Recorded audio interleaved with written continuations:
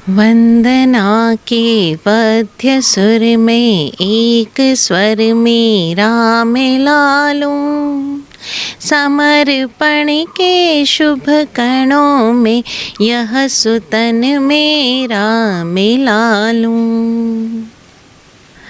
अनंत उपकारी बोधि प्रदाता पूज्य विराट गुरुदेव को वंदन नमन। सृष्टि के समस्त षट जीव निकाय का आभार। जय हो। हम सभी इस समाज में, इस दुनिया में रहते हुए अकेले नहीं रह पाते और हमें इस अकेलेपन को दूर करने के लिए हमें अपने आसपास लोग चाहिए।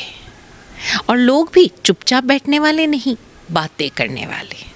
हमें लगता है हम लोगों से बात करें, अपने मन की कहें, उनके मन की सुने, और जब ये मन की बातें कहनी सुननी पूरी हो जाती है तो हम आसपास के लोगों के बारे में भी बात कर लेते हैं, है ना।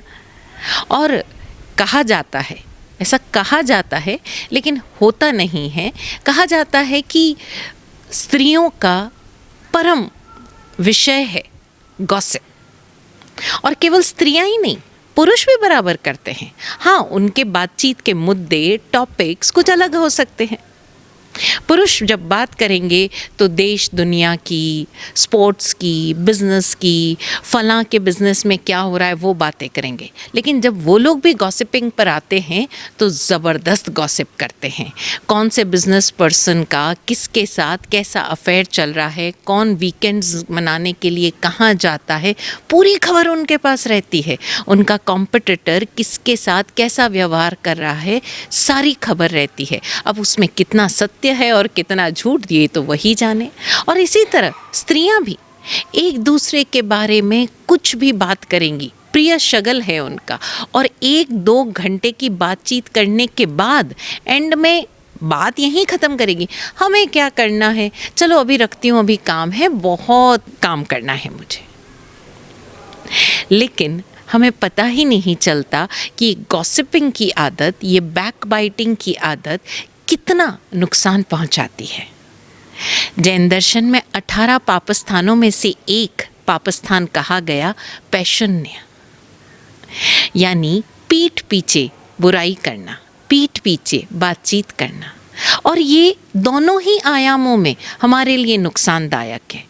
यानी हम जब किसी और की बुराई उसके पीठ पीछे कर रहे हैं तो ये न जाने कितने पापों का कारण बन जाता है। इसके बारे में एक घटना का ज़रूर जिक्र करूँगी, लेकिन दूसरा आयाम भी हम जान लें कि जब कोई हमारे बारे में बुराई करता है, पीठ पीछे हमारे सामने आकर नहीं कहता, तो वो भी हमें किस प्रकार इन्फ्लुएंस करती है, किस प्रकार हमें इफ़ेक्ट करती है, हमें प्रभावित करती है, हमें छील देती है, हमें अंदर से अंदर तक चुभ जाती है। ये दोनों ही आयाम नुकसानदायक है। यानी स्वयं पीठ पीछे बुराई करने में संलग्न होना, और कोई और हमारी पीठ पीछे बुराई कर रहा है और जब वो बातें हमारे कानों तक पहुंचती है तब हमें किस प्रकार प्रभावित करती है। गॉसिप किस प्रकार एक पापस्थान का कारण बन सकता है, इस घटना से हम भली भांति समझ सकते हैं।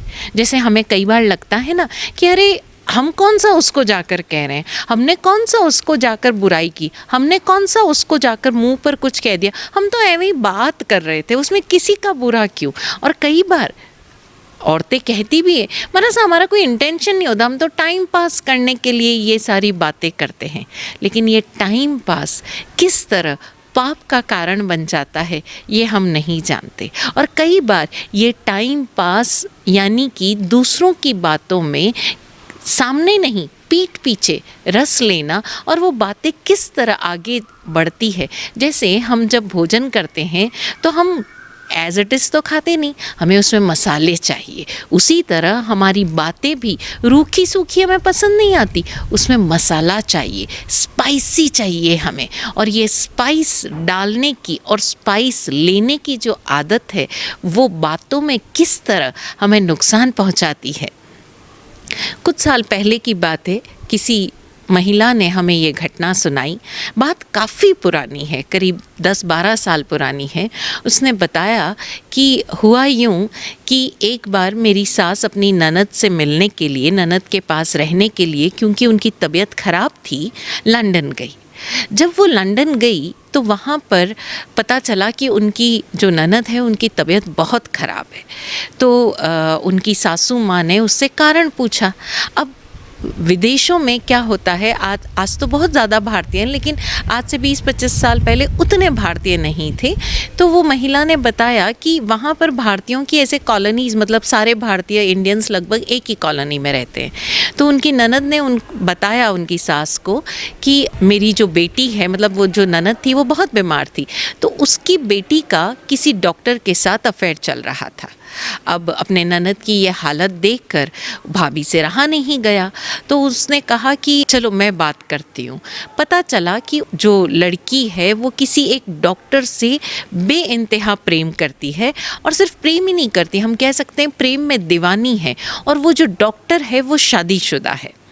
तो उन्हें बड़ा गुस्सा आया कि कैसा व्यक्ति है, कैसा भारतीय है कि अपने घर में बीवी और बच्चे के होते हुए किसी लड़की की ज़िंदगी बर्बाद कर रहा है। तो उस भाभी से रहा नहीं गया, अपनी ननद की ऐसी तबीयत देखी नहीं गई, और उस लड़की ने एक डॉक्टर की रिपोर्ट और लाकर दे दी, गायनिक की, कि वो शादी के बिना ही माँ बनने वाली है। अब तो ननद भाभी का बुरा हाल हो गया। उन्हें लगा कि हम इस डॉक्टर के पास जाएंगे तो वो तो डॉक्टर बड़ा पढ़ा लिखा रसूखदार आदमी है, तो कहीं हमारी बात सुने ना सुने। ऐसा करते हैं, हम उसकी पत्नी के पास चलते हैं और उसकी पत्नी को समझाते हैं कि अपने पति को संभाल। जोश जोश में दोनों ननद भाभी बिना कुछ बातचीत किए, किसी और को बताए, उस डॉक्टर की पत्नी के पास जाते हैं। और वो जो पत्नी है, वो पत्नी बड़ी सीधी सादी, उसके 1 साल का बच्चा है। उस पत्नी को जाकर खूब सुनाते हैं, बताते हैं कि देखो तुम्हारे पति ने मेरी बेटी की ज़िंदगी बर्बाद कर दी, वो लड़की आज शादी के बिना माँ बनने वाली है, कैसे उसकी स्थिति होगी, तुम अपने पति को संभालो, कैसी औरत हो तुमसे ये नहीं। न जाने क्या क्या उस औरत को कह दिया। वो औरत रोती रही, कहती रही कि मेरा पति ऐसा नहीं है, मुझे बहुत प्रेम करता है, हमारा एक खुशहाल परिवार है, हमारा छोटा बच्चा है। लेकिन वो ननद भाभी नहीं मानी, और उन्होंने गुस्से गुस्से में यहाँ तक कह दिया कि तुझे शर्म आनी चाहिए, तू अपना पति नहीं संभाल सकती, और तूने एक लड़की की ज़िंदगी ख़राब कर दी। तू खुद माँ होकर तूने एक माँ की ये हालत बना दी कि वो अपने बेटी के गम में अधमरी सी हो गई है। अगर तुझमें ज़रा भी शर्म है तो मर जाए, तू इस दुनिया में रहने लायक नहीं है।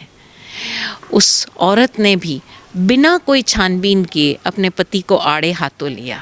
पति काम से थका मांदा आया था, और ऑब्वियसली काम के सिलसिले में, चूंकि वो एक जाना पहचाना डॉक्टर था, उसे कई महिलाओं के साथ रहना पड़ता था। उसके दोस्ताना संबंध थे, अच्छे संबंध थे, और मिलनसार था, मस्त मौला इंसान था।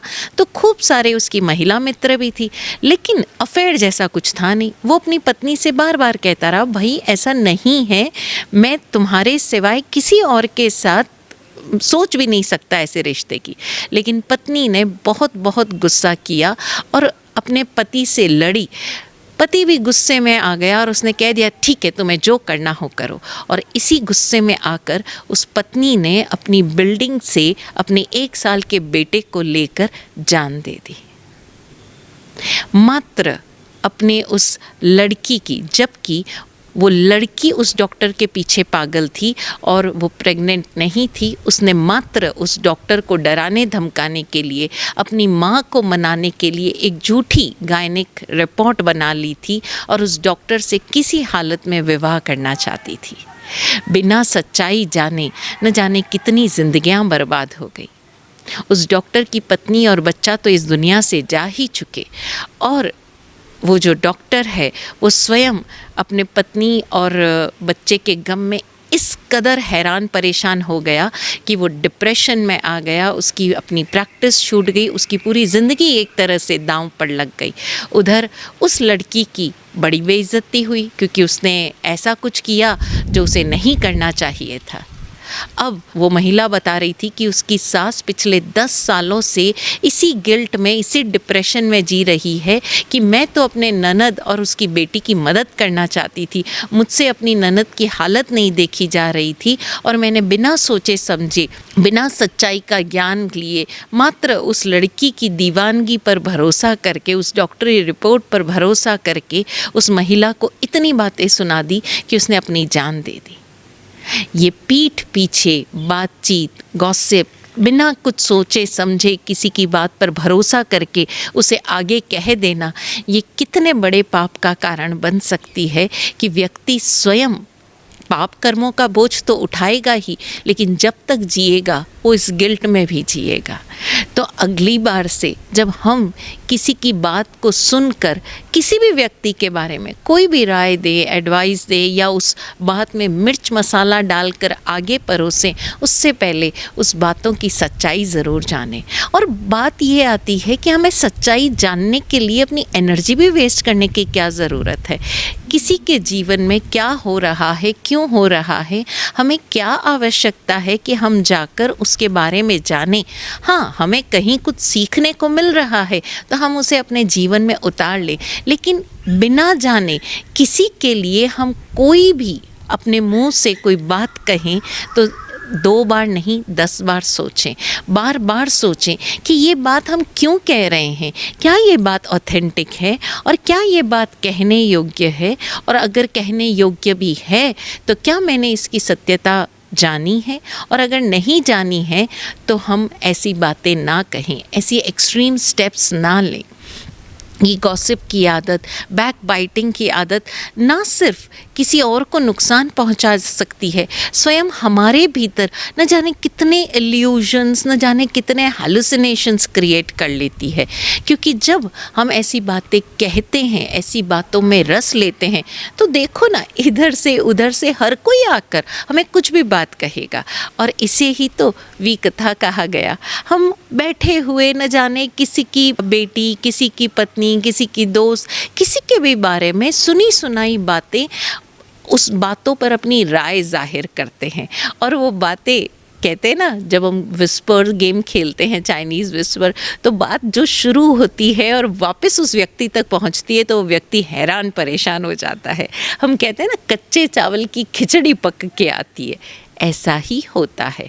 और जब ये खिचड़ी पक के आती है और हम तक आती है तो हम परेशान हो जाते हैं। आप देखो, कई प्यारे प्यारे रिश्ते, बहुत अजीज़ रिश्ते, करीबी रिश्ते सिर्फ इसलिए ख़त्म हो जाते हैं क्योंकि उनमें से एक व्यक्ति को, उसके दिल को ये आहत हो जाता है कि पता है, मैं तो अपनी सासू माँ को इतना प्यार करती हूँ, इतना मानती हूँ, मेरी सासू माँ तो मेरी माँ के समान है, और देखो ना, वो जो लेडी है वो मुझे कह रही थी कि पता है, मेरी फ्रेंड की सास कह रही थी कि तेरी सासू माँ तेरे बारे में ऐसे बात कर रही थी। वो फ्रेंड की मदर इन लॉ या जो भी कोई थर्ड पर्सन है, उसने आपको बताया कि जिसके साथ आप 24 घंटे रह रहे हो, आपकी सासू माँ या आपका पति, आपका ससुर, देवर, friend, however it may be, वो आपके बारे में क्या कह रहा है। जो 24 घंटे आपके सामने रह रहा है, जो 24 घंटे आपके साथ रह रहा है, वो आपसे कैसा व्यवहार कर रहा है, आप उस पर भरोसा नहीं करते। आप उन लोगों पर भरोसा करते हैं जो आपसे महीने 2 महीने में एक बार मिल रहे हैं, और वो आकर आपसे कह रहे हैं कि आपके उस करीबी मित्र ने आपके बारे में ये कहा। और हमारा इतना करीबी रिश्ता, वो रिश्ता जिससे हमें ज़िंदगी जीने में बहुत मदद मिल रही है, मोटिवेशन मिल रहा है, हमें हिम्मत मिल रही है, हमें ज़िंदगी जीने का नज़रिया सीखने को मिल रहा है, हम उसे तिलांजलि दे देते हैं और उन लोगों पर भरोसा कर लेते हैं जो हमसे कभी कभार मिलते हैं। एक और छोटा सा वाकया सुने। एक बहू आई घर में, बहू घर में आई और आते ही बोली, मम्मी ऐसा करो ना, प्लीज़ मेरे लिए एक चाय बना दो, मैं बहुत थक गई हूँ, बस चाय पिला दो। अब वो जो सास है वो किचन में गई, अंदर ही अंदर बोलते हुए, अजीब बहू है, घर आते ही शुरू हो जाती है, कि मेरे को चाय बना के दो, मैं कोई खाली बैठी हूँ, मैं कोई तुम्हारी नौकर हूँ, मैं मेरे को क्या समझ के रखा है, कमाती है इसका मतलब मुझ पर हुक्म चलाएगी, न जाने क्या क्या बोले जा रही थी।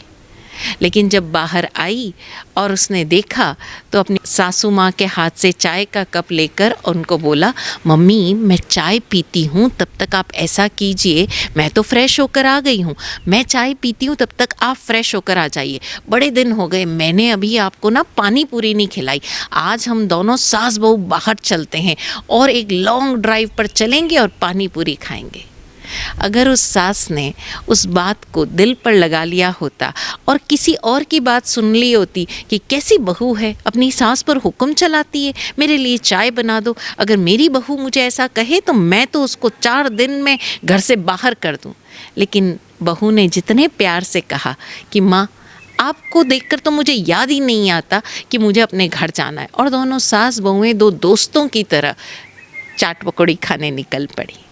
बस यही है रिश्ता। 24 घंटे हम जिसके साथ रह रहे हैं, हम उनकी बातों पर भरोसा नहीं करते, लेकिन हम उस गॉसिप पर भरोसा करते हैं जो किसी ने सिर्फ अपने टाइम पास के लिए किया है।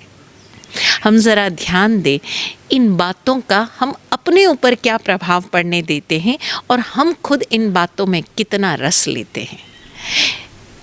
ये सारी बातें जो पीठ पीछे कही जाती है या ऐਵੇਂ ही कह दी जाती है, उन बातों पर भरोसा करें, और करें तो किस नज़रिए से करें। तो एक और सत्य घटना का जिक्र हम करें। कई वर्ष पहले की बात है, जब B.R. चोपड़ा साहब महाभारत सीरियल बना रहे थे दूरदर्शन के लिए, तो उन्होंने जाने माने साहित्यकार डॉक्टर राही मासूम रज़ा साहब को बुलाया और कहा उनसे कि मैं इस महाभारत की जो पटकथा है यानी स्क्रीन प्ले है, उसके लिए आपकी मदद चाहता हूँ, आपकी सेवाएं चाहता हूँ। डॉक्टर राही मासूम रज़ा साहब ने बिल्कुल इनकार कर दिया और ये खबर न्यूज़पेपर्स में हेडलाइंस में छपी। B.R. चोपड़ा साहब के पास खतों के अंबार लग गए। आप समझ सकते हैं कमरा भर गया होगा, तरह तरह की चिट्ठियाँ कि एक मुसलमान ही मिला तुम्हें महाभारत की पटकथा लिखवाने के लिए, इस पूरे देश में तुम्हें कोई और पटकथा लेखक नहीं मिला, कोई और साहित्यकार नहीं मिला, ये मुसलमान ही मिला। B.R. चोपड़ा साहब ने कुछ नहीं किया, वो सारे के सारे खत जमा किए और भेज दिए मासूम रज़ा साहब के पास। उन खतों का अंबार देखकर और उन्हें पढ़कर उन्होंने तुरंत चोपड़ा साहब को मैसेज भिजवाया और कहा, अब तो महाभारत की पटकथा मैं ही लिखूंगा, आखिर मैं इसी माटी का बेटा हूँ, मैं गंगा का पुत्र हूँ, ये पटकथा अब मेरे सिवाय कोई और नहीं लिखेगा। और महाभारत किस तरह लोगों की ज़ुबान तक पहुँचा, लोगों के घरों में पहुँचा, किस तरह उसके एक एक संवाद ने सबके दिलों में घर किया, ये आप और हम सब जानते हैं। एक जो संवाददाता है, जब ये महाभारत का सीरियल जो टीवी पर दूरदर्शन पर हिट हो गया तो उनका इंटरव्यू लेने के लिए पहुंचा। तो बातचीत चलते चलते उसने देखा चारों तरफ लेटर्स ही लेटर्स। उस समय मोबाइल्स तो थे नहीं, ईमेल्स तो कम थी, उस समय तो लेटर्स का और ख़तों का ज़माना था, तो लोग ख़त लिखा करते थे। उनके पूरे कमरे में आप देख सकते हो कि ख़तों का जमावड़ा था, लेकिन उनके टेबल के ऊपर एक छोटा सा गट्ठर था, काफ़ी छोटा सा गट्ठर लगा हुआ था खतों का। तो वो बता रहे थे, बोले कि आपके पास ये खत, लेकिन ये कुछ विशेष खत आपने अपनी राइटिंग टेबल पर रख रखे हैं, इसका विशेष कारण शायद इसमें ऐसी कुछ बातें हैं जो आपके दिल को छू गई होगी। डॉक्टर रज़ा ने मुस्कुराते हुए जवाब दिया कि मुझे ढेरों खत मिले, हिंदुओं के खत मिले, उनकी दुआएं और आशीर्वाद मिली, मुसलमानों के मिले, बहुत बहुत बहुत प्रेम मिला मुझे, लेकिन ये जो गट्ठर है इसमें गालियाँ हैं, इसमें ढेर सारी गालियाँ लिखी हुई है और इसमें कुछ हिंदुओं के पत्र हैं जो मुझ मुसलमान को गाली दे रहे हैं कि तुम्हारी हिम्मत कैसे हुई कि तुम महाभारत को छू भी सको, और कुछ मुसलमानों के गालियाँ हैं कि भाई तुमने एक मुसलमान होते हुए हिंदुओं को इतनी तवज्जो क्यों दी, और उनके इस सीरियल के लिए, उनकी इस एक महान ग्रंथ के लिए, इस महाकाव्य के लिए तुमने क्यों पटकथा संवाद लिखी। तो जो संवाददाता था बड़ा हैरान हुआ, बोले आपने इस गट्ठर को अपनी टेबल पर रख रखा है? तो रज़ा साहब ने मुस्कुराते हुए कहा कि ये जो गट्ठा है ना, ये जो पत्र का जो बंडल है, ये मुझे एहसास दिलाता है कि इस दुनिया में बुरे लोग कितने कम हैं और प्यार करने वाले चारों तरफ फैले हुए हैं। तो ये मुझे हौसला देता है कि मैं भरोसा रखूं कि चारों तरफ बुराई कम है, अच्छाई ज़्यादा है, प्रेम चारों तरफ बिखरा हुआ है, लेकिन जो बुराई है या गालियां हैं या हम कहें चुगली है या बुरा लगने वाले शब्द हैं, वो मात्र इतने हैं। अब देखो इस पूरे जमावड़े में, इस पूरे बंडल में सिर्फ इतने ही से ही लोग हैं। ये मुझे हौसला देती है कि मैं भरोसा करूं कि इस दुनिया में चारों तरफ सहयोग है, प्रेम है, अपार प्रेम है। तो क्या हम भी डॉक्टर मासूम रज़ा की तरह अपने दिल में ये भाव रखकर जी सकते हैं कि चारों तरफ हमें प्रेम करने वाली, हमें दिशा दिखाने वाले, हमारी मदद करने वाले, सहयोगी करने वाले बहुत लोग हैं, बशर्ते हम उसे अपने जीवन में कितनी जगह देते हैं। लेकिन हम किसी के कहे गए गुस्से से भरे हुए या टॉन्ट से भरे हुए 2-4 वर्ड्स को अपने माइंड में इतनी जगह दे देते हैं कि उनके बाकी मांगी गई माफ़ी, उनका प्रेम, उनके प्यार के वो बोल हमारे भीतर कहीं जगह ही नहीं दे रहते। हम गाते ज़रूर है, बोलते ज़रूर हैं कि ये दुनिया प्रेम का दरिया है, लेकिन ऐसा मानते बिल्कुल नहीं है। हम 2 बोल गाली के दिल में नश्तर चुभा के रखते हैं और उस नश्तर को रोज़ थोड़ा थोड़ा दबाते भी है, याद भी करते हैं, ताकि वो जो घाव है वो कभी भरे नहीं, वो घाव रिश्ता रहे और हम उस व्यक्ति के भीतर नफ़रत पनपाते जाते हैं। इसलिए ध्यान दें, ये गॉसिप, बैकबाइटिंग, चुगली यानी पैशून्य हमें किस अवस्था तक ले जा सकता है। तो किसी भी हाल में ना स्वयं उसका हिस्सा बने, और अगर कभी किसी भी रूप में घूम घुमा कर ये चुगली, ये पीठ पीछे की बातें, ये बैकबाइटिंग आपके पास आ जाए, तो याद रखना, बैकबाइटिंग सूत्रों में का वर्ड आता है, इस पैशून्य के लिए शब्द आता है, कहा गया है कि पीठ का मांस मत खाओ। तो ये बैकबाइटिंग यानी पीठ का मांस खाने के समान है। तो क्या हम ऐसे हैं? ध्यान देना, अगली बार गॉसिपिंग जब भी करो, बैकबाइटिंग जब भी करो, इस शब्द को याद रखना, ना तो उसे अपने जीवन में जगह देना और ना उसमें शामिल होना, शरीक होना। अपने आप को प्रेम के बोलों से भर लें और प्रेम के बोल ही चारों तरफ फैलाएं। तब इस सृष्टि के वाद्यमय संगीत में हम भी अपने सुर मिला पाएंगे और चारों तरफ होगा संगीत। जीवन में संगीत चाहिए या शोर, डिसीजन आपका है। जय हो।